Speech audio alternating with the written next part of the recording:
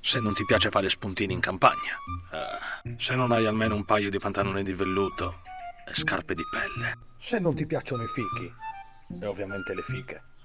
Se non ti piace fare scampagnate in natura e toccare la bellezza che ci abbiamo in Sardegna. Se non mangi il sanguinaccio di agnello.